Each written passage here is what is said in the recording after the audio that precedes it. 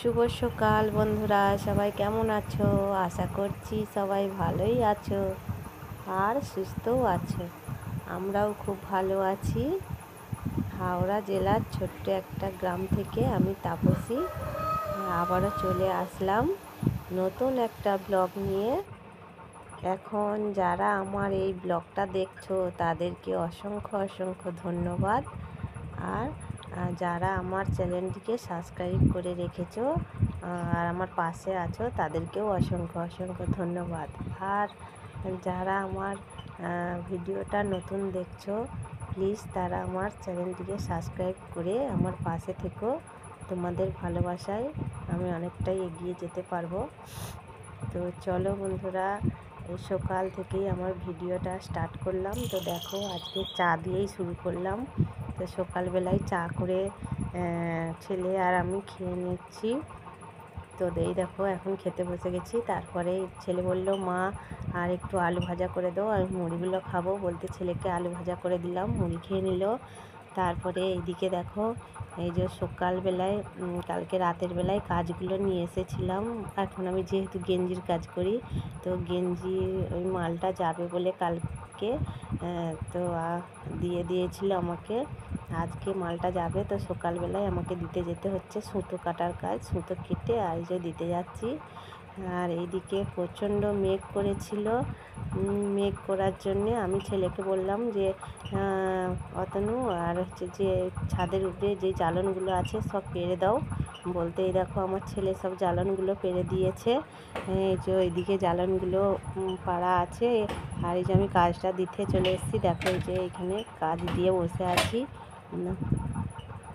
তো তারপরে এলে খাতায় লিখে নিয়ে ঘর যাব। তো এই দেখো এখন বাড়ি চলে এসেছি। বাড়ি এসে এই যে জ্বালনগুলো গুছিয়ে নিচ্ছি। আমি আর আমার ছেলে দুজনে মিলেই গুছোচ্ছি। তো দেখো এগুলো এখন গুছিয়ে রান্নাঘরে রেখে দেবো, কারণ কখন বলতে কখন বৃষ্টি চলে আসবে। খুবই মেঘ করেছে। তো এগুলো গুছিয়ে এখন রান্নাঘরে রেখে দেবো। আর তারপরে হচ্ছে যে এগুলো গুছানো হয়ে গেলে আবার রান্না করব।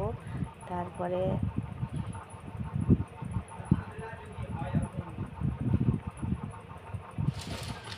এই দেখো এখন আমার ছেলে গুছিয়ে নিচ্ছে। ও গুছিয়ে গুছিয়ে দিবে আর আমি বয়ে বয়ে নিয়ে গিয়ে রান্নাঘরে রেখে দেবো।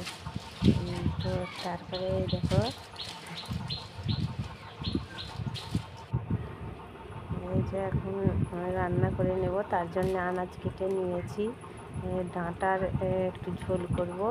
এই যে ডাঁটাগুলো আর কেটে নিয়েছি। আর আদা আর জিরে সর্ষে একসাথে বেটে নেব।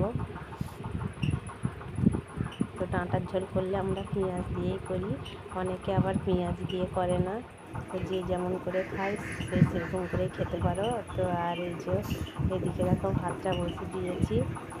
তো রান্নাটা হয়ে গেলে আবার কি বলো তো কাজে যাব, কারণ আমি কাজে যাই রান্না বাড়া করে রেখে দিয়ে কাজে যাই, কারণ এসে রান্না করতে অনেকটাই দেরি হয়ে যায়। তো এই দেখো এদিকে যে তরকারিটা বসিয়ে দিয়েছি, এই যে ফুটছে। এরপরে আমি দিয়ে দেবো বেগুন আর হচ্ছে যে বড়িগুলো, এগুলো ভেজে রেখেছিলাম। তো আলুটা সিদ্ধ হয়ে যেত, এগুলো দিচ্ছি, কারণ বড়িটা যদি আগে দিতাম তাহলে বড়িটা ঘেঁটে যেত। তার জন্য বড়ি আর বেগুনটা আলুটা সিদ্ধ হয়ে যেতেই আমি দিচ্ছি। রান্নাবাড়া হয়ে গেলে আবার হচ্ছে যে আমি কাজে চলে যাব, এসে আবার স্নান ফান করে খেয়ে নেব।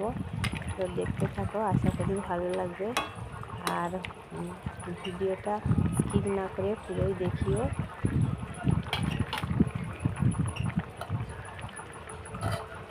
তো যদি ভিডিওটা ভালো লেগে থাকে তাহলে প্লিজ লাইক কমেন্ট শেয়ার আর সাবস্ক্রাইব করে আমার পাশে থেকো।